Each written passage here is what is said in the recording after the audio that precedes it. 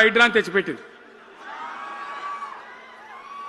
దానికి ఆ హైడ్రాకు ఆ పిసిసి ప్రెసిడెంట్ అని ఉంటాడు ఆయన, కాంగ్రెస్ కమిటీ అధ్యక్షుడు, ఆయన నిజామాబాద్లో పోయి చెప్తుండు, హైదరాబాద్లో హైడ్రా, నిజామాబాద్ కూడా తెత్తం బిడ్డ, నిజామాబాద్లో నిడ్రా, రేపు జగిత్యాలలో కూడా జిడ్రా అంటాడు. ఇక అది ఏం కావాలి?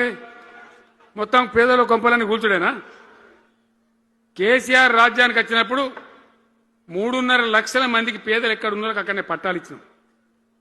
వాళ్ళని ఆగం చేయకుండా పాపం గరీబోళ్ళు 3.5 లక్షల కుటుంబాలకు హైదరాబాదు చుట్టుపక్కల వేరే పట్టణాల్లో కూడా పట్టాలు ఇచ్చిన వాళ్ళని బతకనిచ్చిన.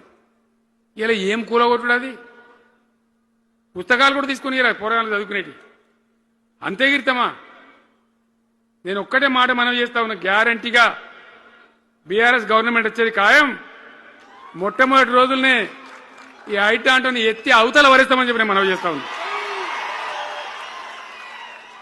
తీసేయన్నా దాన్ని, ఐటాన్ని తీసేయనన్నా? పక్క మాటనా?